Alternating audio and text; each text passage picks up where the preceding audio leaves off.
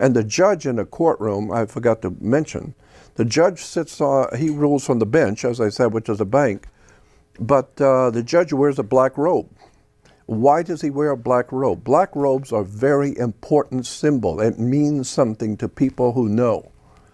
And this is why, when kids graduating from school, college, or high school, wear black robes. Darth Vader wears a black robe. Dracula wears a black robe.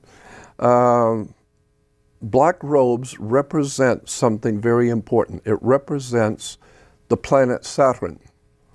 The planet Saturn is referred to in the ancient world as Lord of the Rings. We're still making movies in Hollywood, Lord of the Rings, which is the planet Saturn, Lord of the Rings. And the ancient people were told to listen to their gods, so women would wear an ear ring. Men were to get married before their god, so they wear a wedding ring. Get it? Lord of the Rings, Saturn. And how many people even know they're worshiping Saturn today? It's everywhere. It's everywhere.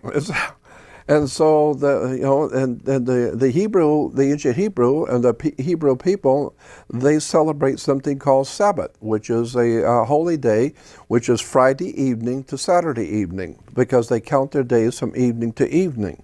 Why? There's a reason for that too. Very simple, but it has to do with moon worship. I'll get into that later. But it has to do with the use of terms and words that today people don't understand, the connections. And fill out an application and they ask you, are you a U.S. citizen? And you say yes. What you think that they're asking you on the application is, are you lawfully in America to do business here?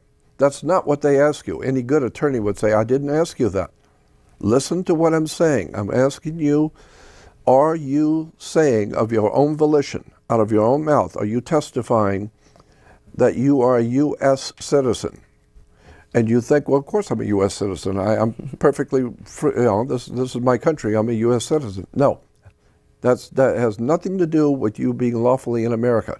U.S. citizen means that you are an employee of a foreign corporation, which was incorporated in Delaware back in 1871. It's a privately owned company. There was a company after the Civil War was incorporated in Delaware. And so there was a group of men got together and formed a corporation called the United States Corporation.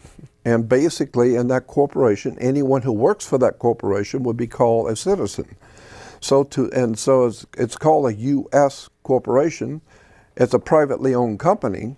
And so what you are saying, if you say you're a U.S. citizen, is you're saying that you are an employee of a foreign corporation, because the corporation is not in California, it's in Washington, D.C.